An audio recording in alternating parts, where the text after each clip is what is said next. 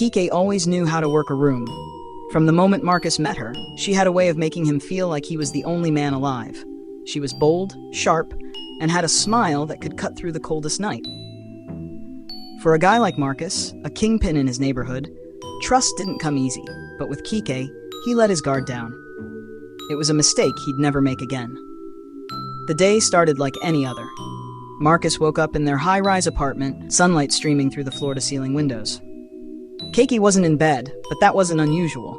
She liked her mornings alone, sipping coffee on the balcony, scrolling through her phone. Except today, she wasn't there. "Kike?" he called, his voice bouncing off the marble floors. No response. A flicker of unease sparked in his chest. He checked the bathroom. Empty. The kitchen? Nothing. Her favorite Louis Vuitton bag was gone from its hook by the door, and her sneakers were missing from the rack. His stomach twisted. He rushed to the safe hidden in the bedroom closet. The combination lock spun under his fingers, but when he swung it open, his worst fear came true. Gone. All of it. The bricks of cocaine, 3 kilos, ready to move.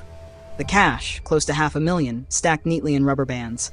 Everything he'd built, everything he trusted her with, was gone. Marcus punched the wall, his knuckles splitting against the drywall. He grabbed his phone and dialed Jay, his right-hand man. "She's gone, bro," Marcus growled. "Who?" Jay asked, groggy. "Kike. She took everything. Drugs, cash, all of it." The line went silent for a moment. Then Jay said, "You want me to put the word out?" "Hell yeah," Marcus snapped. "Find her." Hours turned into days, and Marcus felt like a storm trapped in a bottle. Jay and the crew turned the city upside down, shaking down everyone who might have seen her. But Kike was smart. She'd covered her tracks well. A week later, Marcus got his first lead. A dealer in Miami claimed he'd seen a woman matching Kike's description, partying in a penthouse with some out-of-town high rollers. Marcus wasted no time. He and Jay hit the road, anger simmering under his skin the entire drive south. When they reached Miami, the trail led them to a sleek high-rise overlooking the ocean. Marcus forced his way past the concierge, taking the elevator up to the penthouse. He burst through the door, gun drawn, ready to confront her. But the scene that greeted him was empty, just an opulent living room with panoramic views of the ocean. On the coffee table sat an envelope with his name scrawled across the front in Kike's signature looping handwriting. He ripped it open, his jaw tightening as he read. "Marcus, you always told me this game was about survival, and I learned from the best. I needed a way out, and you gave me the tools to take it. Don't hate me for doing what you would have done in my shoes. By the time you read this, I'll be long gone. Don't come looking for me. You taught me too well. I know how to disappear." Marcus crumpled the letter, his vision blurring with rage. She hadn't just stolen his drugs and his cash, she'd stolen his pride, his trust, his legacy.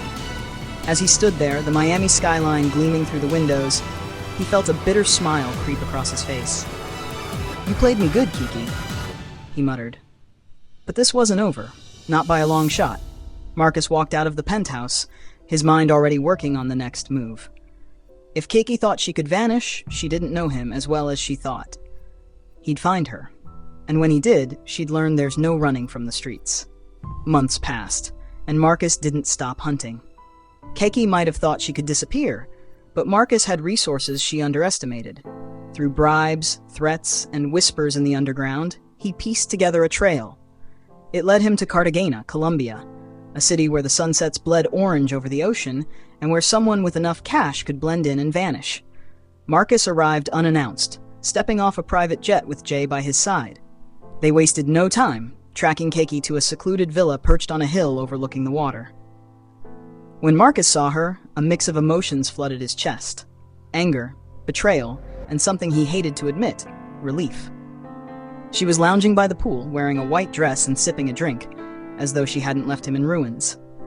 He watched her for a moment, the fury bubbling under his skin, before stepping into view. "Kike." She froze, her drink slipping from her fingers and shattering on the tiles. Her eyes widened, and for a split second he saw something he didn't expect. Regret. "How'd you find me?" she asked, standing slowly. "You taught me how to hustle," Marcus replied, his voice low and steady. "But you forgot one thing. You can't out-hustle me."